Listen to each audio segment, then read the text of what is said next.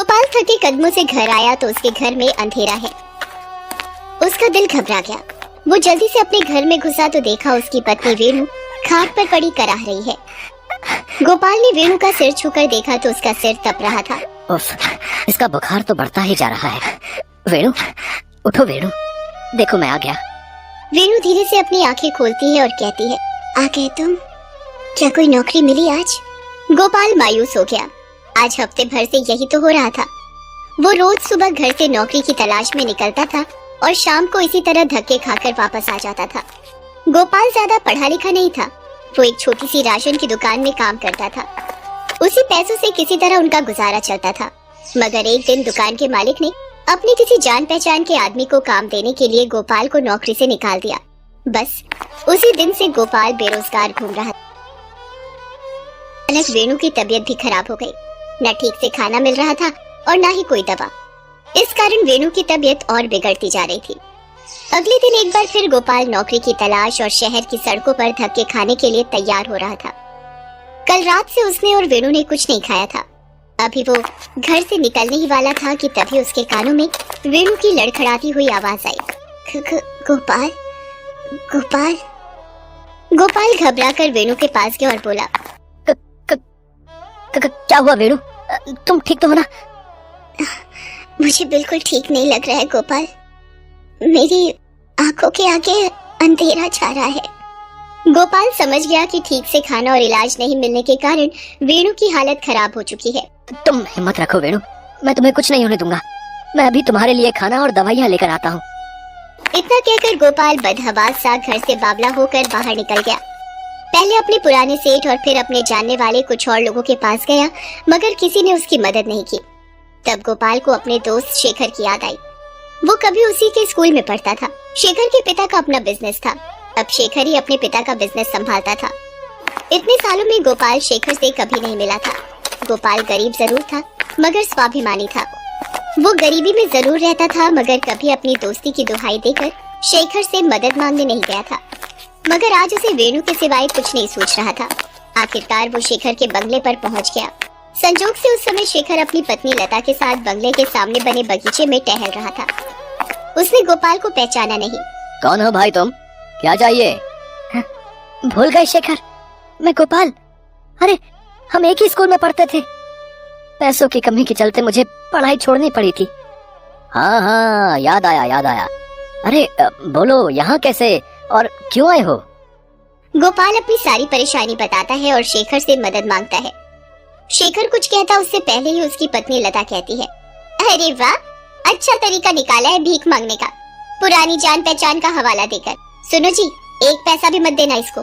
इतना हट्टा कट्टा होकर भीख मांगने चला आया है। ऐसे भिखमंगों का मर जाना ही अच्छा है। सुन लिया या अभी और सुनना है?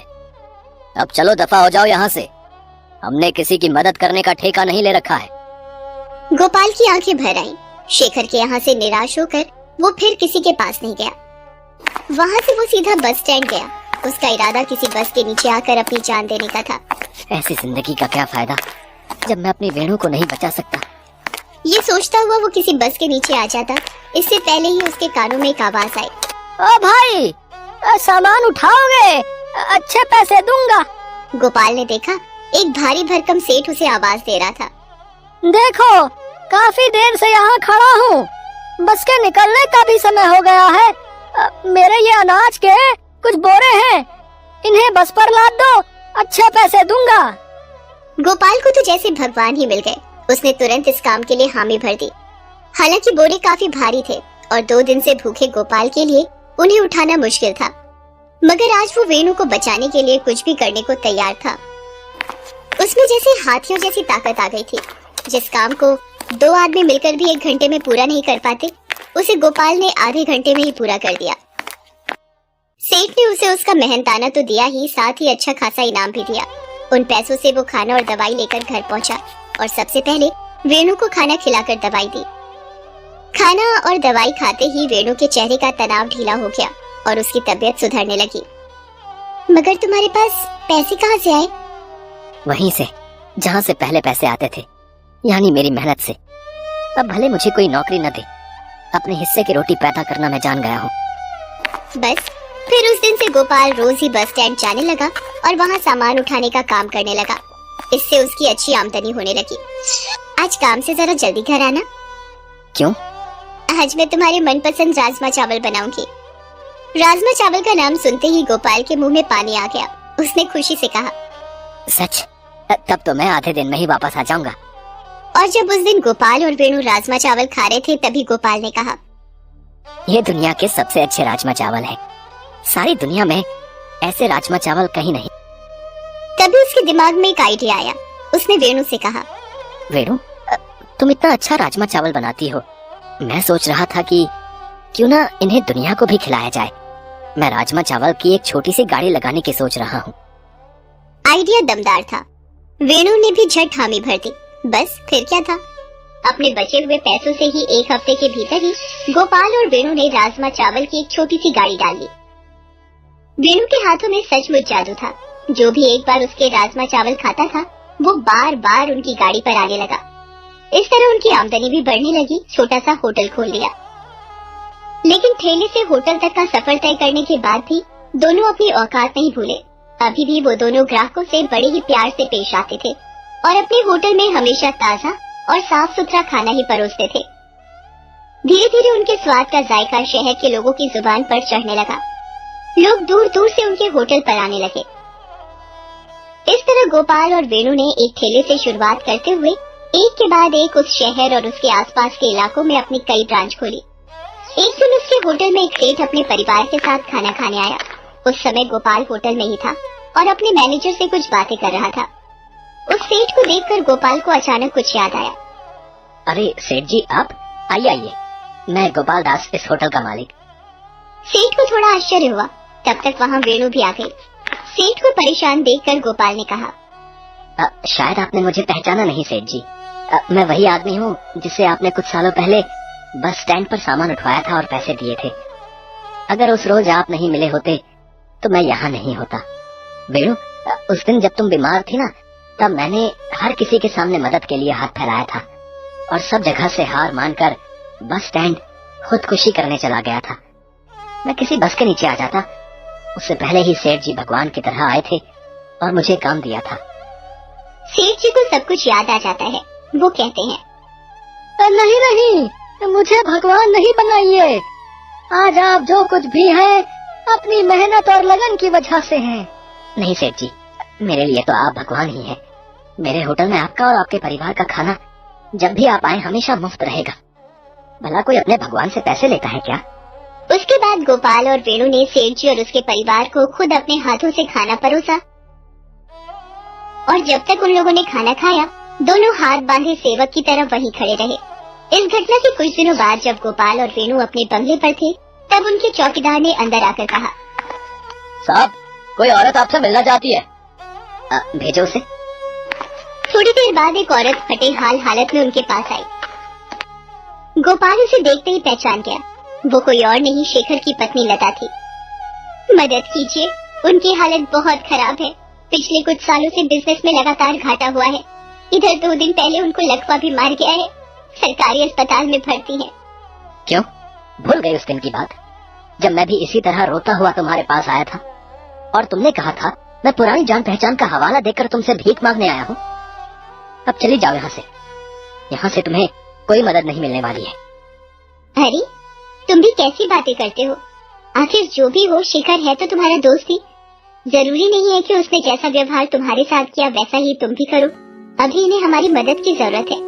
ये वक्त पुरानी दुश्मनी निकालने का नहीं, एक दूसरे का हाथ थामने का है। जब मुसीबत आती है तब हमें अपने आपसी बैर भाव को छोड़कर ऊपर उठना पड़ता है। बात गोपाल की समझ में आ गई। उसने फिर न सिर्फ शेखर का अच्छी जगह इलाज करवाया बल्कि बिजनेस फिर से शुरू करने में उस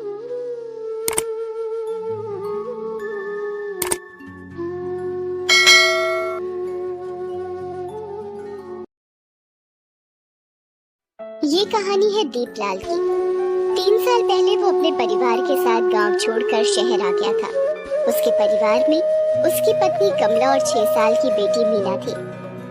दीपलाल एक ठेकेदार के नीचे काम करता था और बस स्टैंड के पास ठंडे पानी का ठेला लगाया करता था।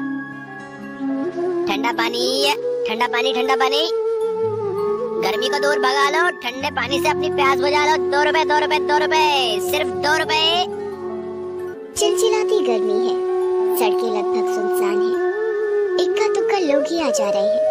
एक दो ग्राहक भी उसकी दुकान में पानी पीने आते हैं और पानी पीकर चले जाते हैं। लेकिन दीपलाल अपनी आवाज लगाना नहीं छोड़ता। थोड़ी देर में एक हाथ रिक्शे वाला जिसका नाम जगन है, वो उसके पास आता है और अपना पसीना पोंछते हुए कहता है, अरे दीपलाल, फटाफट ठंडा पानी पिला दे यार भाई। ये ले जगन, ये ले। काम बहुत मंदा है दीपलाल। इस कोरोना बीमारी के कारण लोग बहुत कम नजर आ रहे हैं भाई। बहुत बुरा हाल है जगन भैया। सुबह से मात्र 20 रुपए कमाए हैं। कुछ समझ नहीं आ रहा, ऐसे में घर कैसे चलेगा। सुनना, कुछ पैसे उधार देना यार, अगले महीने लौटा दूंगा। अरे सबका बुरा हाल है दीपलाल। मेरे पास ये देख, मात्र 50 रुपए है। इसी में दाल और चावल खरीद कर ले जाना है। मैं तो सुन रहा हूँ कि फिर से लॉकडाउन लगने वाला है। अरे शुभ बोल यार, ऐसा हुआ तो सड़क पर आ जाएगा मेरा पूरा परिवार। तभी एक ग्राहक उसकी दुकान पर आया। वो मोबाइल से बातें करते हुए दीपलाल से पानी मांगता है और वो फोन पर बातें करने लगता है। अरे तुम भी कमाल कर दियो, टीवी नहीं देखा क्या? 2 दिन बाद फिर से लॉकडाउन लग जाएगा। तुम सारे जरूरी सामान की लिस्ट भेज दो, मैं शाम को सब लेता आऊंगा। दीपलाल ने जैसे ही ग्राहक के मुंह से लॉकडाउन की बात सुनी, उसका कलेजा मुंह को आ गया। ना तो घर में 2 दिन से अधिक का राशन था और ना ही इतने पैसे थे कि वो कुछ दिनों का राशन खरीद ले। शाम को जब वो घर लौटा तो उसने अपनी पत्नी से ये बात बताई। लॉकडाउन की बात सुनकर उसका चेहरा भी उतर गया। हे भगवान, फिर से लॉकडाउन, अब क्या करेंगे हम लोग? मेरी कुछ समझ में नहीं आ रहा कमला। हम गरीबों की भगवान वैसे ही हमेशा परीक्षा लेते रहते हैं। इस बीमारी ने तो लगता है हम गरीबों को भूखे मारने का सोच लिया। तो उसकी फिक्र मत कर, मैं कुछ ना कुछ जुगाड़ करता हूँ। दीपलाल अगले दिन ठेकेदार के पास गया। उसका पानी का ठेला उसे वापस किया और 15 दिन जो उसने काम किया था उसके पैसे मांगे। उसके 900 रुपए बनते थे, लेकिन ठेकेदार ने उसे 300 रुपए ही दिए। जब दीपलाल ने उसका कारण पूछा तो उसने बोला, अभी बहुत मंदी है। दीपलाल को बहुत गुस्सा आया क्योंकि वो अपनी मेहनत की कमाई मांगने गया था। कोई भीख तो नहीं मांग रहा था ठेकेदार से। वो चुपचाप अपने घर लौटने लगा। ये बड़े लोग बहुत बेईमान होते हैं, हमारी मेहनत का पैसा रख लेते हैं, लेकिन अफसोस भगवान नहीं अमीर बनाता है। कभी कभी तो लगता है कि भगवान सिर्फ अमीरों के लिए है, हम गरीबों के लिए नहीं। दीपलाल अपने में ही खोया चला जा रहा था। उसके घर के रास्ते में ही रेलवे स्टेशन आता था। अचानक रेलवे स्टेशन के बाहर उसकी नजर गई। वहाँ हजारों लोगों की भीड़ दिखाई दी। किसी ने हाथों में बक्सा तो किसी ने सिर पर पोटली रख रखी थी। उनमें से कई लोगों को वो जानता था। वो उसकी तरह ही प्रवासी मजदूर थे जो अपने अपने गाँव से इस शहर में कमाने के लिए आए थे, लेकिन अब लॉकडाउन के डर से अपने घर वापस लौट रहे थे। तभी उस भीड़ में उसे जगन अपनी बीवी के साथ दिखाई दिया। दीपलाल भाई, बहुत भीड़ है यहाँ। पिछले 7 घंटे से टिकट के लिए खड़ा हूँ, लेकिन ना तो लाइन बढ़ती है और ना ही ये भीड़ कम होती है। लेकिन घर तो जाना ही है भैया, यहाँ रहकर क्या करेंगे भाई बताओ? हजारों की भीड़ और जगन की बात सुनकर दीपलाल ने मन ही मन एक फैसला लिया। सबसे पहले तो उसने बिस्किट के 15 पैकेट खरीदे, थोड़ा चूरा खरीदा और घर पहुँचा। वो जैसे ही घर में उसने प्रवेश किया, उसकी बेटी मीना उसके गले से लिपट गई। पापा आ गए, पापा आ गए। फिर उसकी नजर बहुत सारे बिस्किट के पैकेट पर पड़ी। वो और भी खुश हो गई। बाबा, इतने सारे बिस्किट, सारे मेरे लिए हैं क्या? हाँ, लेकिन इसे अभी नहीं खाना है, इसे रास्ते में खाना है।